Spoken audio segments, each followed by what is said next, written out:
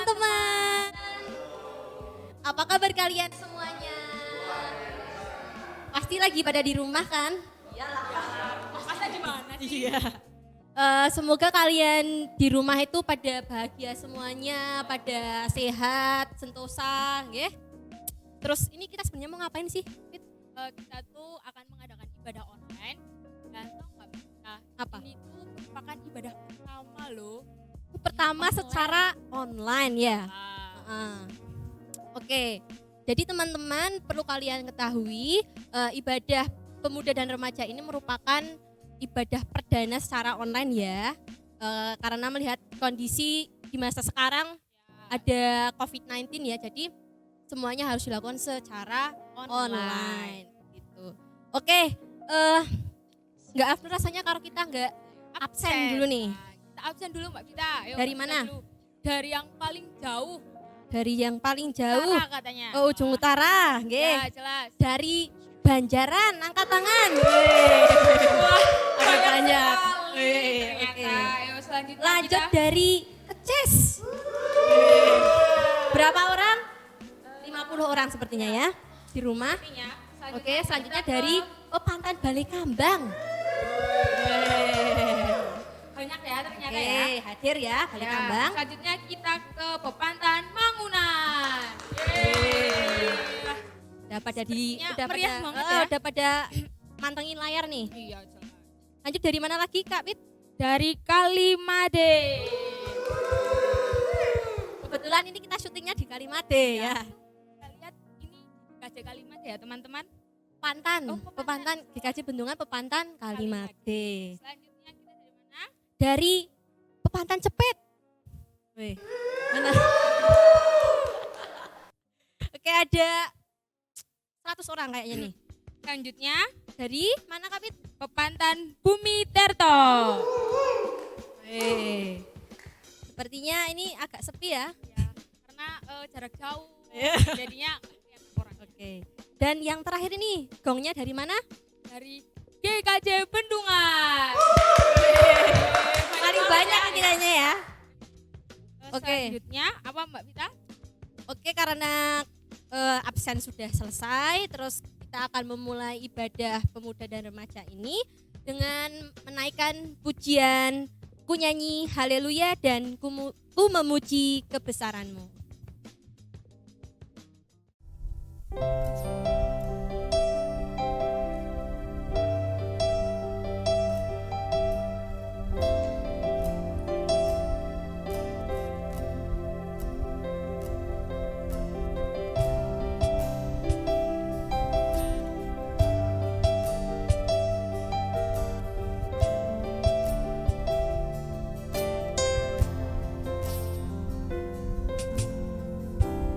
Bapakku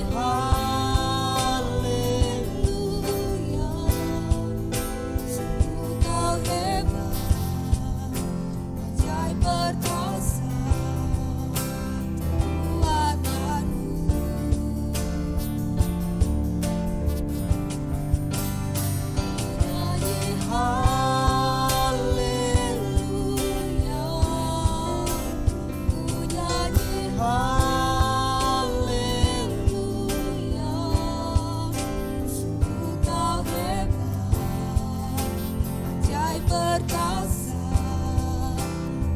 perbuatanmu, hidupku.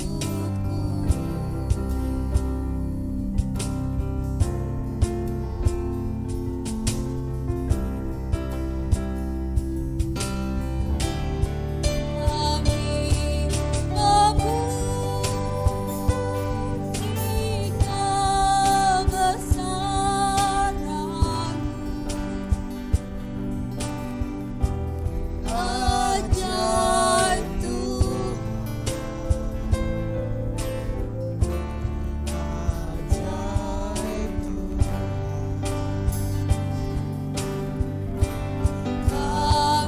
Kami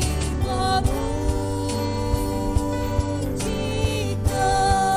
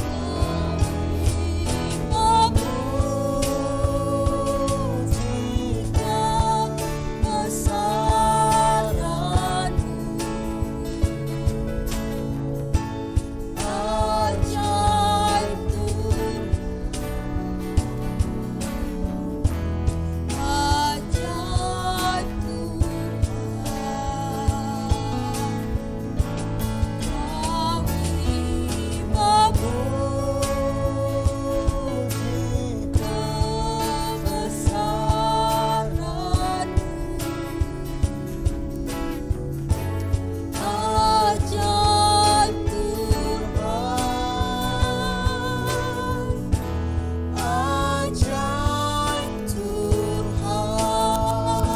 ajaib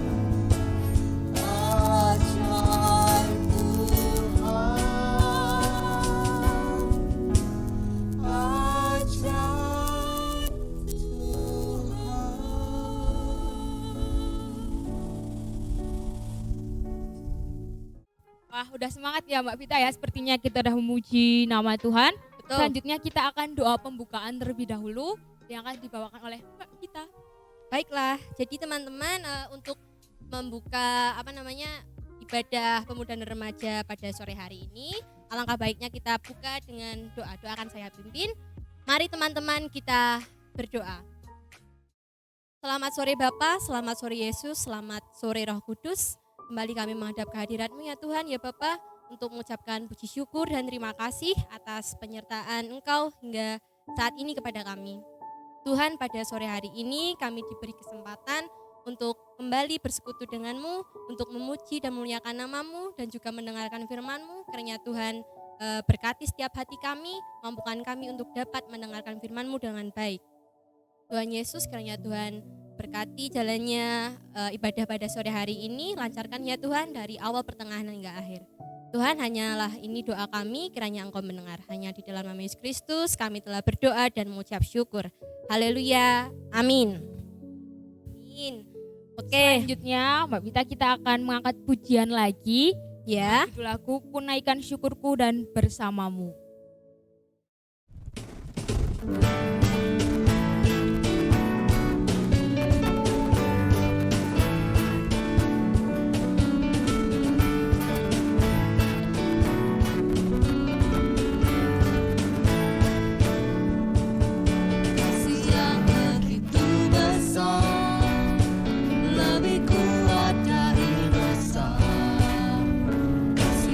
menemukanku, salahkan air beli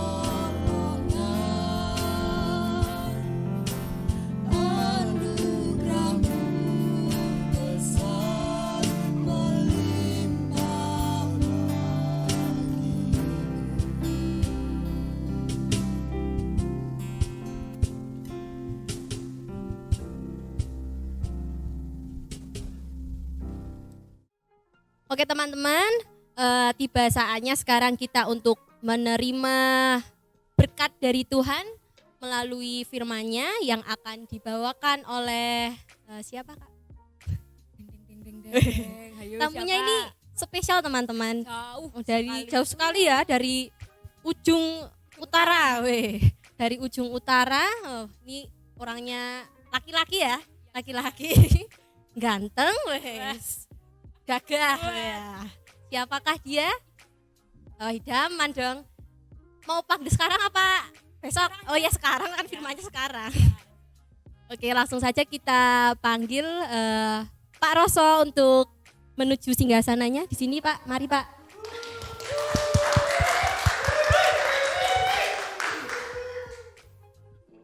Shalom. Selamat sore. Menjelang malam, puji Tuhan.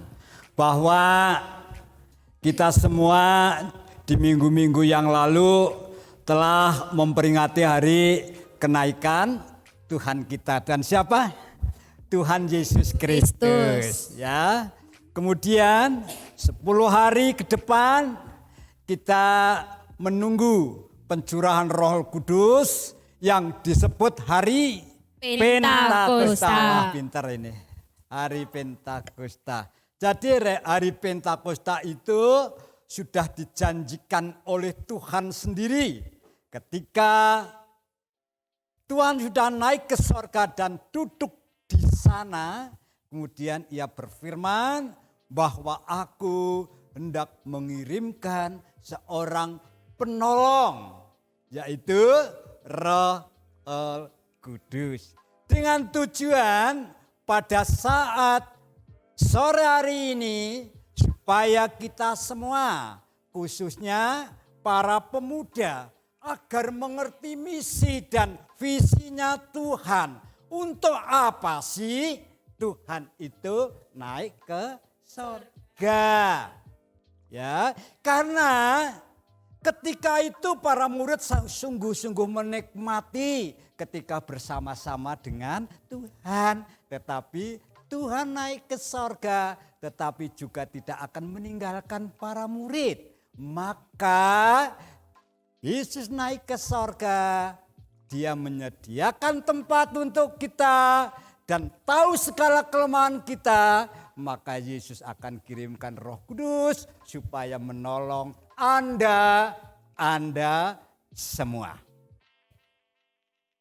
Ya. Jadi firman Allah pada saat sore hari ini kita beri tema Yesus naik ke sorga. Dia berjanji akan mengirimkan atau mencurahkan Roh Kudus untuk menolong Anda semua. Setuju? Setuju. Maka mari kita baca nas Alkitab di dalam Kisah Para Rasul pasal 1 ayat yang ke-6 sampai 11.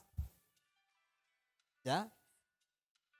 Anda atau saya yang harus membaca? Ya, yuk mari ya. Dari ayat 6 sampai ayat 11. Ayo. Kisah Para Rasul pertama, Ya. ayat 6 6. sampai dengan 11. Ya. Beginilah firman Tuhan. Ya. Yesus terangkat ke surga. Ya. Maka bertanyalah mereka yang berkumpul di situ, Tuhan, maukah engkau pada masa ini memulihkan kerajaan bagi Israel? Jawabnya, Terus engkau tidak perlu mengetahui masa dan waktu Ya. yang ditetapkan Bapa sendiri menurut kuasanya. Tetapi kamu akan menerima kuasa kalau Roh Kudus turun ke atas kamu. Dan kamu akan menjadi saksiku di Yerusalem dan di seluruh Yudea Ya. dan Samaria dan sampai ke ujung bumi. Ya. Sesudah ia mengatakan demikian, terangkatlah ia disaksikan oleh mereka. Dan awan menutupnya dari pandangan mereka. Ketika mereka sedang menatap ke langit, waktu ia naik itu, tiba-tiba berdirilah 2 orang yang berpakaian putih dekat mereka. Dan berkata kepada mereka, Hai orang-orang Galilea, mengapakah kamu berdiri melihat ke langit? Yesus ini yang terangkat ke surga meninggalkan kamu akan datang kembali dengan Ya. cara yang sama seperti Haleluya. kamu melihat dia naik ke surga. Ya. Itulah firman. Ya. Saudara sekalian, pemuda remaja yang dikasih Tuhan. Tuhan Yesus berasal dari sorga. Maka jikalau Yesus naik ke sorga, berarti Yesus pulang. Ya enggak? Dia pulang ke dalam kerajaan sorga. Kenapa dia pulang? Karena dia telah menyelesaikan tugasnya dengan baik. Tugas Tuhan Yesus apa? Menyelamatkan umat manusia. Manusia dengan cara bagaimana? Menyerahkan nyawanya. Menyerahkan namanya bagus. Ini. Dia menyerahkan nyawa maka Tuhan berkata sudah selesai. Ini namanya tugas yang diemban oleh Tuhan dari Bapa. Sudah menyelesaikan tugasnya. Selesai. Ya, haleluya. Ya, jadi kita tidak usah bimbang. Ya, walaupun kita ditinggal oleh Tuhan, tidak usah bimbang. Tuhan berkata mau turunkan Roh Kudus menolong saya, menolong kamu, Anda semua mau ditolong. Kenapa kita harus takut? Kenapa kita harus gelisah? Dari Kisah Para Rasul 1 ayat 6 sampai 11 ini paling tidak memiliki 5 pelajaran yang penting yang harus kita pelajari bersama-sama. Mau mempelajari Alkitab dengan benar?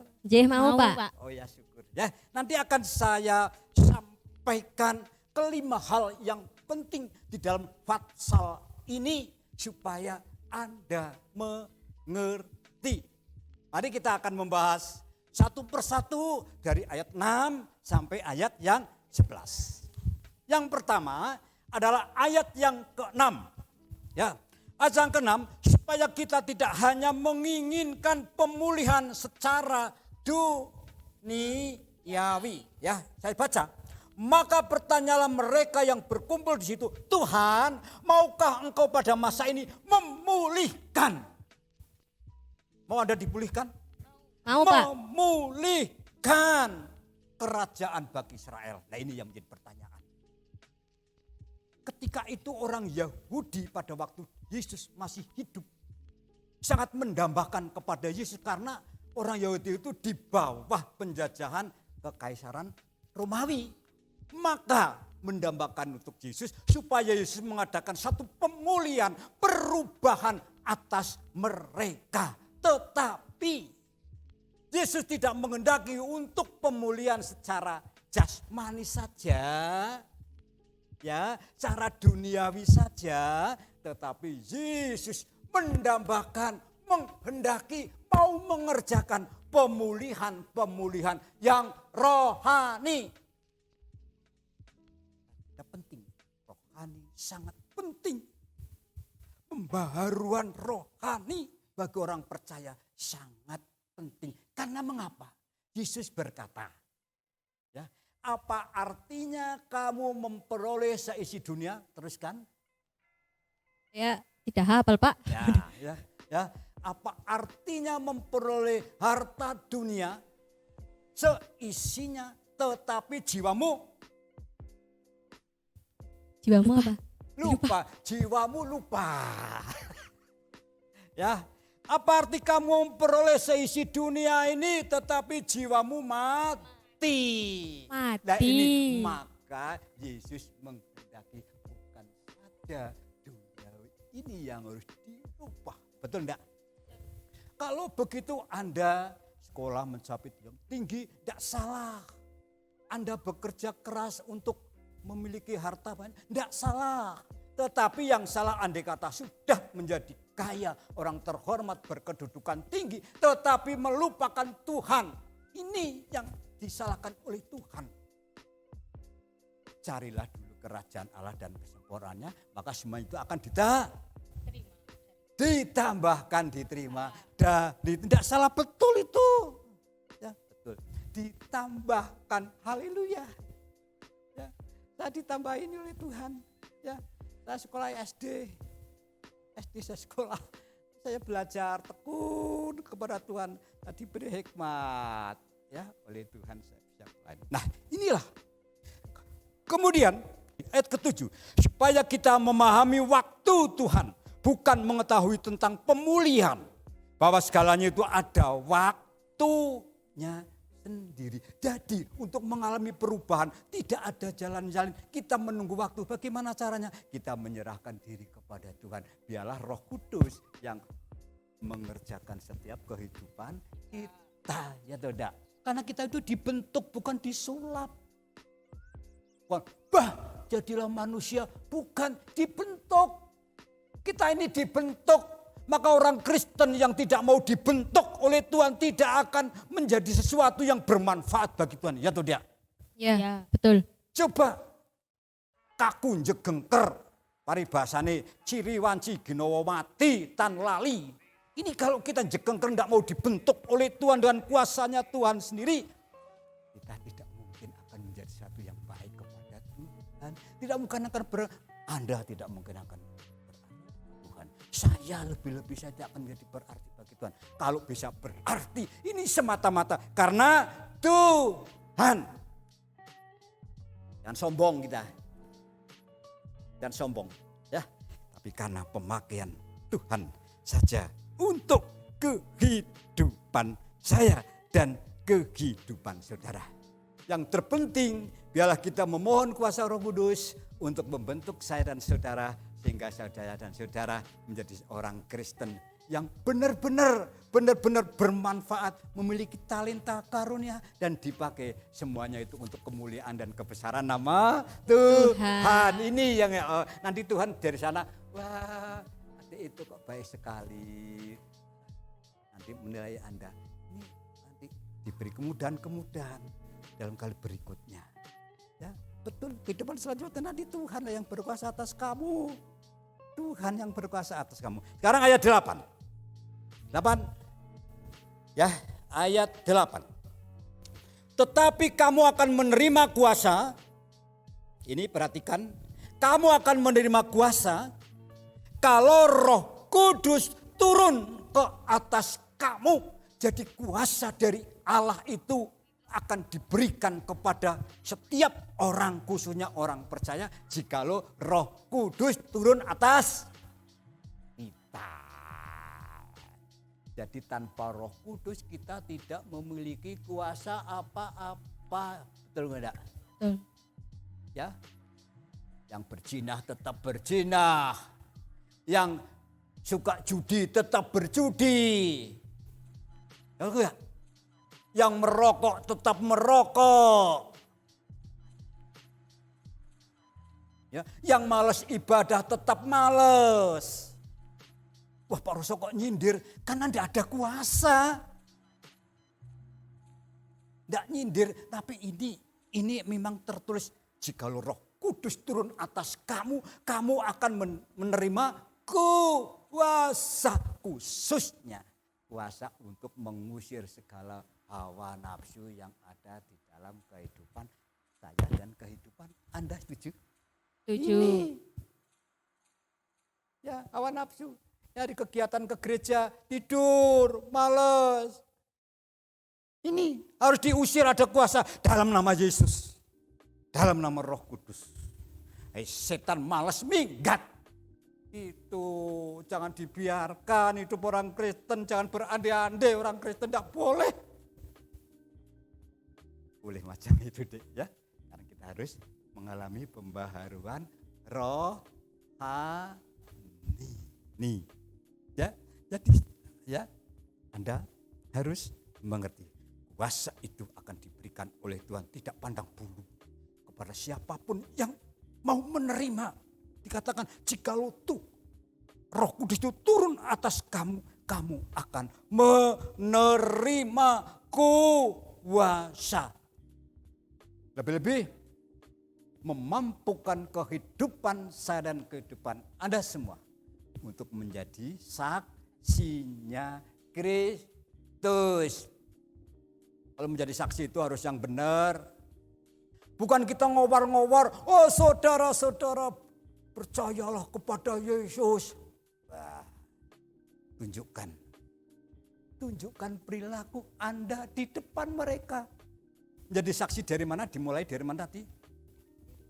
Ya, dari diri sendiri sampai kemanapun kita berada. Ya, kita tetap menjadi saksinya Kristus. Kita menunjukkan identitas kita sebagai orang Kristen. Nah, ini yang dikehendaki. Ini namanya pembaharuan secara rohani, mampu menjadi saksi bagi Tuhan.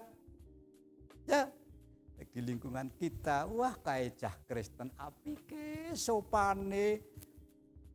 Wah, nama Tuhan dipermuliakan. Haleluya. Sekarang ayat 8 ya. Sekarang ayat 9. Sesudah ia mengatakan demikian, Ya. terangkatlah ia disaksikan oleh mereka, Ya. dan awan menutupnya dari pandangan mereka. Pandangan mereka. Ya, terus. Nah, jadi jelas. Pada kalimat yang terakhir mengatakan bahwa Yesus terangkat ke surga masih bisa dilihat. Tetapi setelah itu terus Yesus naik, kemudian tertutup oleh awan. Ini mengartikan bahwa untuk percaya kepada Tuhan ini tidak bisa dilogikakan. Tidak bisa logikakan. Tetapi kita harus menerima dengan mata rohani. Kalau mata jasmani bisa. Firman Allah tidak bisa direkayasa. Tidak bisa. Kita hanya penuh dengan keyakinan melihat kuasa Tuhan. Dengan mata rohani. Anda pernah melihat Tuhan? Kan belum kan? Kamu? Belum, Pak. Saya juga belum. Tetapi mata rohani saya yakin bisa melihat kemuliaan Allah. Ini batin saya. Maka saya ikut Tuhan. Ini mata batin saya.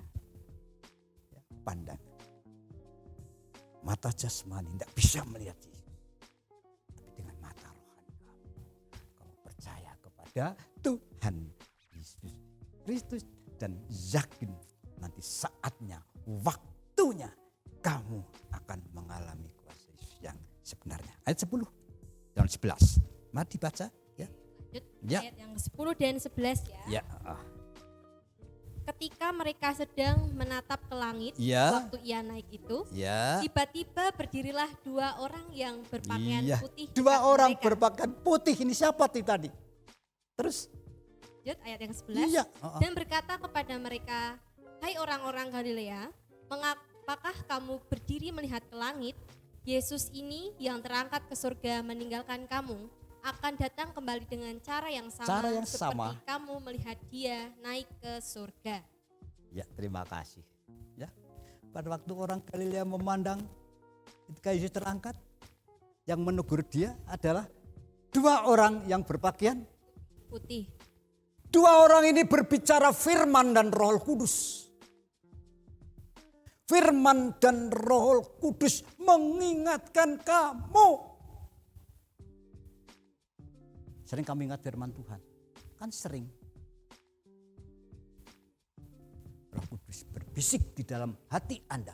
Itu mengingatkan, janganlah kamu memandang Yesus dengan mata yang telanjang. Jangan diotak-atik, jangan dilogikakan, itu jangan. Tetapi harus kita percayai dengan batin kita yang kuat. Jangan. Mengapa kamu memandang Yesus?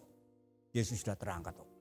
Mau kita lihat itu saja, kita tinggal merasakan kuasanya saja.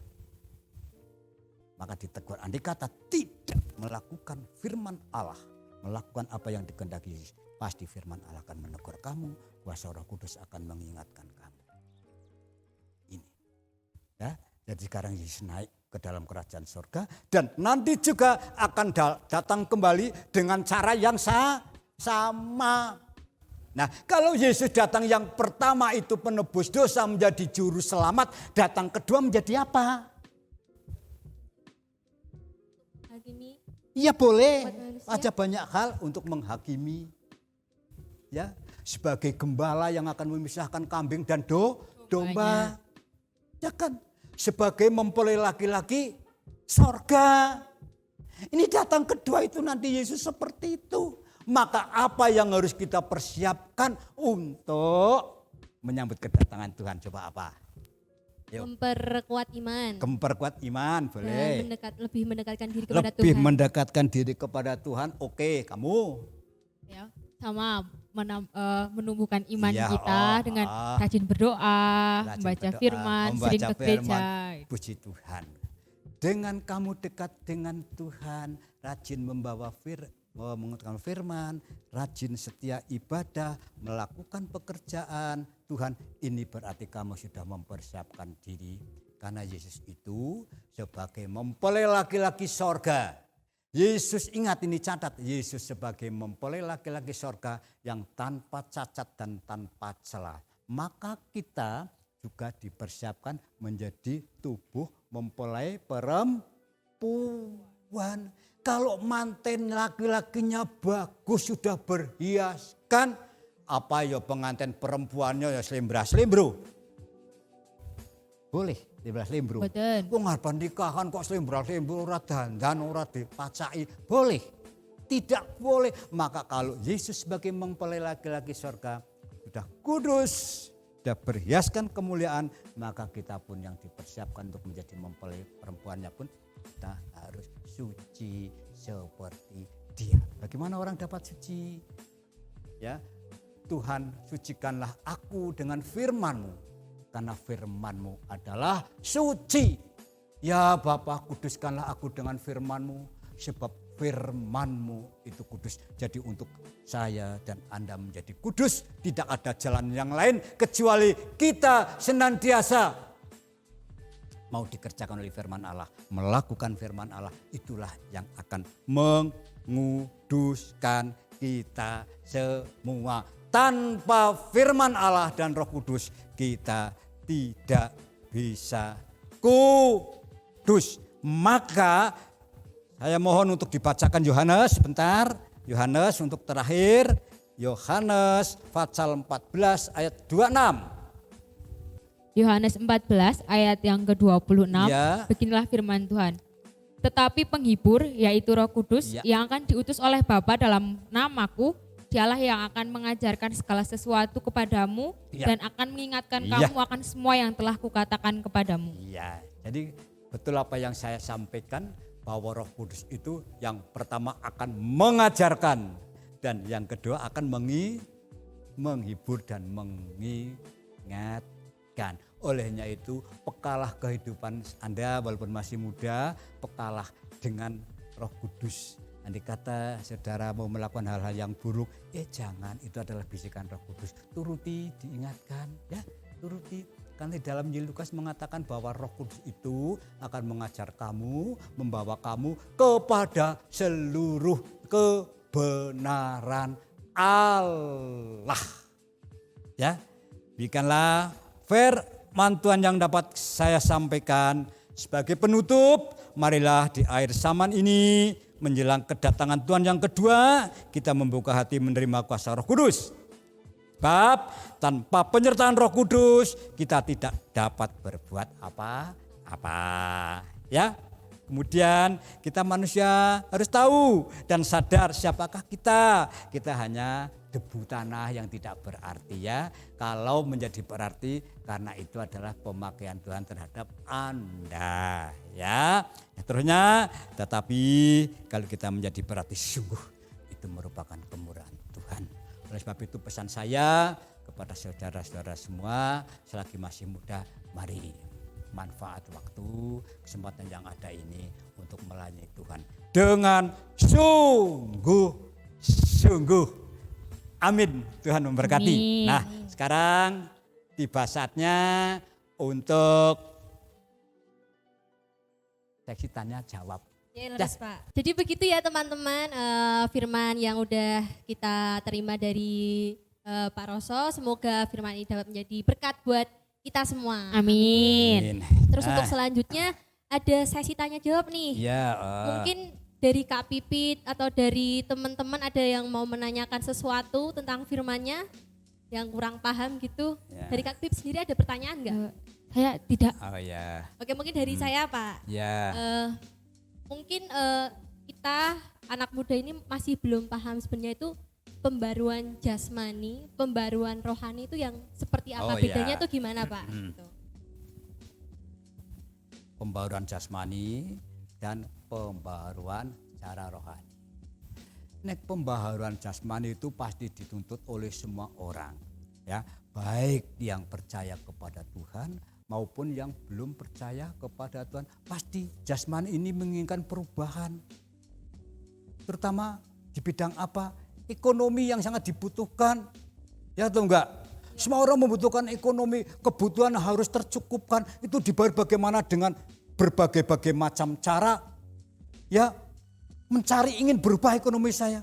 Ingin berubah saya kok begini, miskin, melarat, susah. Saya ingin, ini adalah perubahan yang jasmani. Tapi kalau yang perubahan yang rohani, ini sangat, ya, tidak banyak orang yang merindukan. Tetapi bagi kita sebagai orang percaya harus selalu dirindukan. Bagaimana saya perubahan rohani saya bisa berubah.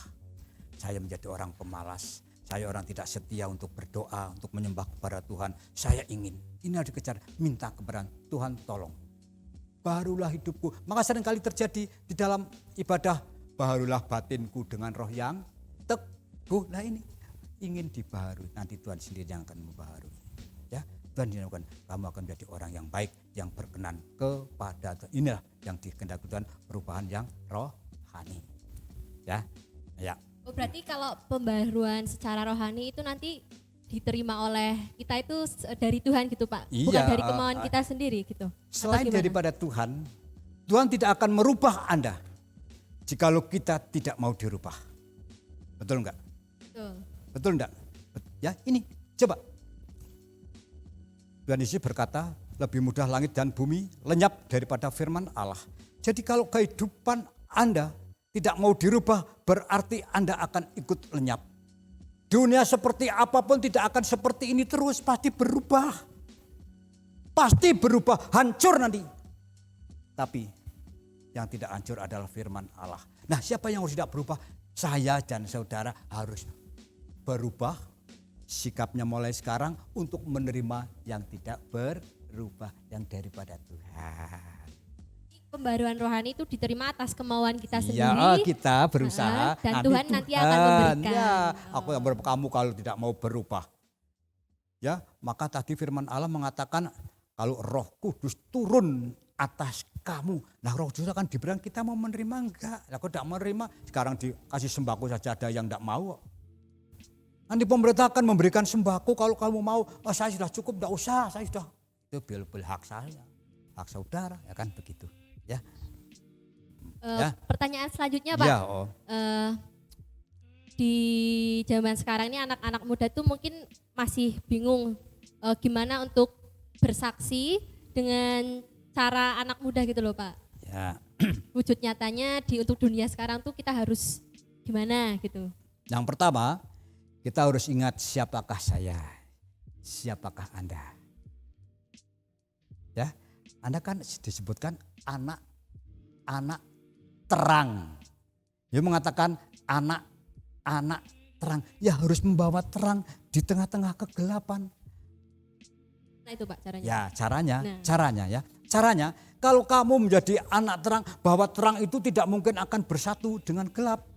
Ketika gelap ada, terang masuk, gelap pasti pergi. Nah, cara terang itu kamu harus menunjukkan perilaku yang benar-benar mencontoh teladannya Kristus. Apa yang disabdakan oleh Kristus itu yang harus dilakukan dimanapun kamu berada. Ini jadi kesaksian yang nyata. Supaya dunia lebih mengenal kamu. Kayak wong Kristen. Ya, segala apa yang diperintahkan, difirmankan Tuhan, belajar untuk kita ini melakukan. Mohon kekuatan daripada Tuhan supaya kita mampu menjadikan saya. Walaupun kamu masih muda, Tuhan memampukan. Bagaimana Tuhan memampukan Timotius sebagai partner kerja daripada Rasul Paulus. Ini menjadi kesaksian yang nyata. Ini. Ya. Jadi Dimengerti? jangan ragu-ragu. Ya. Itu ya, dimengerti Dimanapun teman-teman. kamu berada. Ya. Ya. Jadi saksi. Ya, saya anak Tuhan, saya anak terang. Ya. Mungkin dari teman-teman ada yang mau bertanya, bisa menghubungi nomor di bawah ini. Canda, tidak bisa ya. Karena ini tidak disiarkan secara live jadi teman-teman. Mungkin teman-teman di sini ada yang mau bertanya satu pertanyaan lagi mungkin? Enggak Ya. ada. Enggak paham kalian ya. Ya.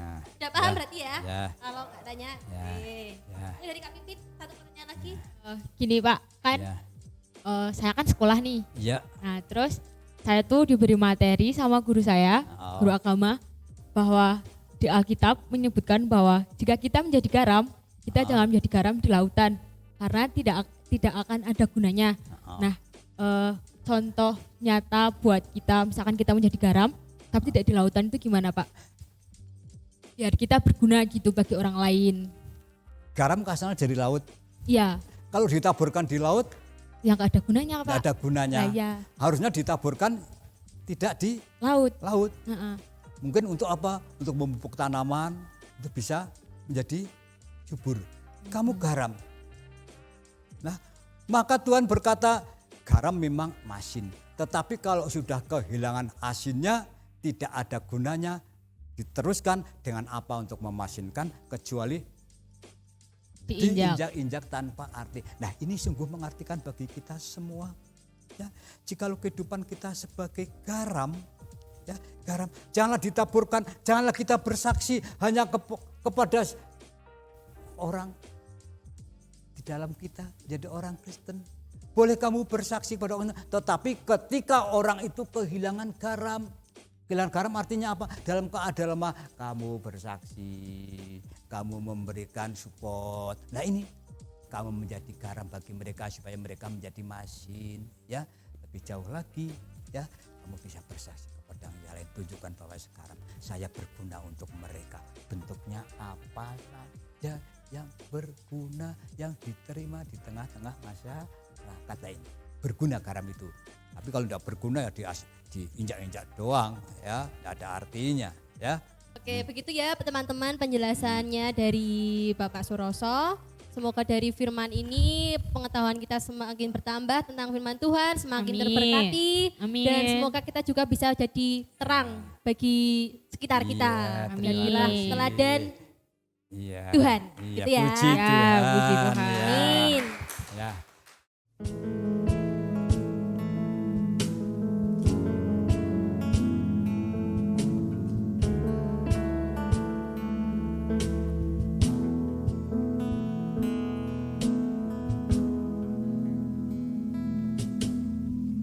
Manakah aku dapat pergi menjauhi rohmu yang suci,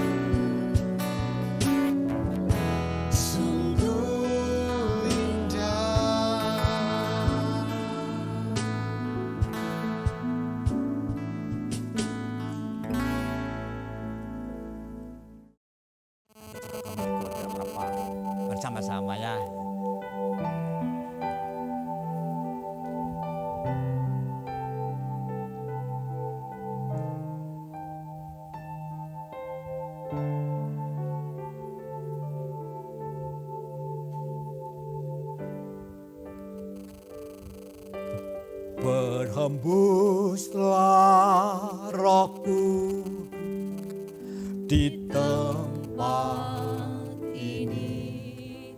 Berhembuslah roh kudus dengan kuasa-Nya.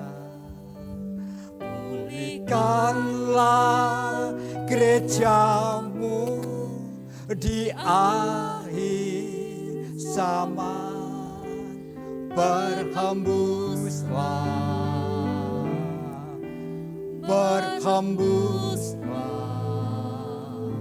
sekarang.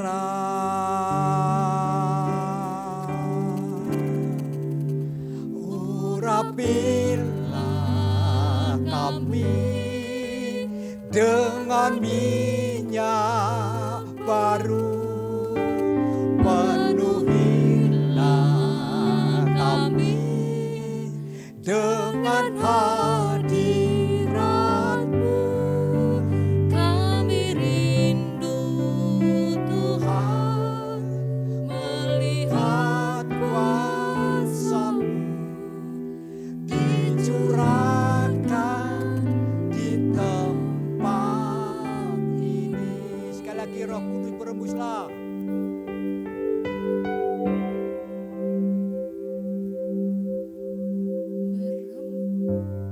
Berhembuslah Roh Kudus di tempat ini. Berhembuslah Roh Kudus dengan kuasa-Mu. Pulihkanlah gereja-Mu di akhir zaman. Berhembuslah Roh Kudus.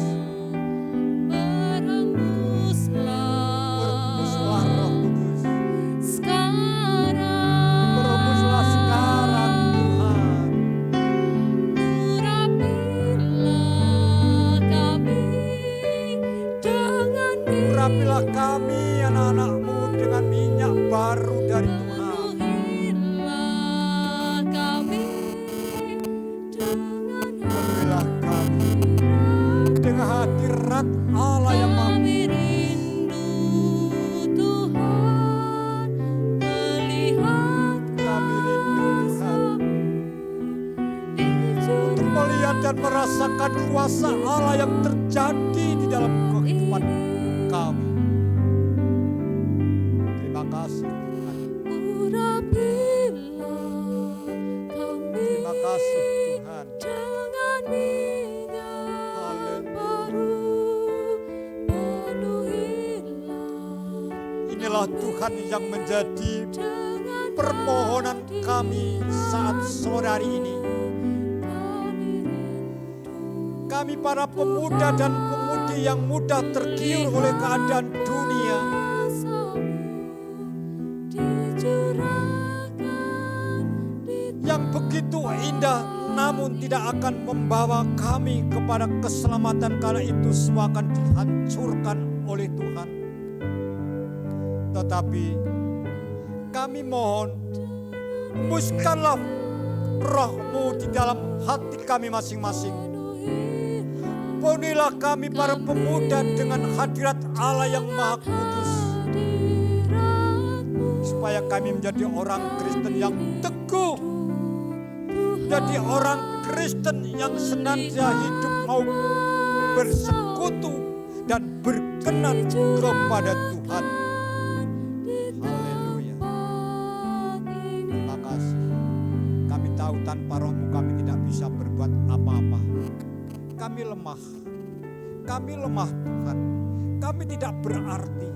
Tetapi jikalau sampai pada sore hari ini, khususnya sore hari ini, kami para pemuda, Tuhan bisa memuji Engkau, bisa memainkan musik, saya bisa menyampaikan firman Allah. Ini semata-mata hanya Tuhan yang berkemurahan kepada kami. Oleh sebab itu doa kami kepada para pemuda Tuhan, mari Engkau pimpin setiap langkah kehidupannya. Engkau tentukan masa depan yang cerah, yang baik. cita-cita yang sesuai dengan kehendak Allah Engkau kabulkan, supaya nama Tuhan dipermuliakan. Berikan kekuatan kepada mereka, jadikanlah mereka dimanapun mereka berada menjadi saksi bagi banyak orang. Apabila selama ini banyak dosa dan kesalahan kami kurang mengutamakan Tuhan, kurang mencintai Tuhan, tapi kami mencintai dunia, ampuni saya, ajarkan kami untuk mengasihi Tuhan, karena Tuhan yang lebih dulu sudah mengasihi kami dengan melakukan sepenuh kehidupan ini apa yang menjadi kehendak Allah. Tuhan, kalau Engkau memberikan talenta untuk memain musik, biarlah kami memainkan musik dengan benar. Jikalau Engkau memberikan talenta untuk kami memuji Tuhan, berikan suara yang baik supaya memuji dengan benar. Memiliki talenta untuk menyembah, biarlah menyembah dengan benar. Menyampaikan firman Allah, biar menyampaikan firman Allah dengan benar. Belajar mohon hikmat kepada Tuhan. Puji Tuhan, demikian jadi doa kami. Dan sebentar kami mau pulang meninggalkan tempat ini, biarlah kuasa Bapa dan Anak dan Roh Kudus selalu menyertai kami sepanjang perjalanan hingga sampai di rumah dengan selamat. Puji Tuhan, demikian doa kami. Dalam nama Tuhan Yesus Kristus, kami sudah berdoa dan mengucap syukur. Haleluya. Amin. Oke teman-teman, begitulah PA pada sore hari ini, PA Pemuda dan Remaja. Tibalah kita di penghujung acara nih, kita selesai di sini. Semoga kita bisa berjumpa lagi di lain kesempatan, entah itu Amin. secara offline mungkin ya, atau online lagi, kita nggak Live. tahu. Ya, tunggu saja. Nanti akan ada ibadah online selanjutnya. Gitu ya. Kami juga mengucapkan terima kasih kepada Pak Roso yang sudah Jauh-jauh dari ujung utara, sampai ke sini menyampaikan firman. Ya, terima kasih Pak Roso, semoga Tuhan memberkati Pak Roso, nggih. Ada kekurangannya juga saya ya mohon untuk Ya. Sami-sami Pak, kita juga minta maaf apabila ada salah-salah kata. Ya. Minta maaf juga ya Pak ya Pak. Terima kasih ya Pak ya sekali lagi untuk firman-Nya yang begitu indah ya Mbak Vita ya. Betul sekali. Oke teman-teman, itu saja. Sampai jumpa di lain kesempatan. Untuk pujian terakhir kita Lebih dari pemenang.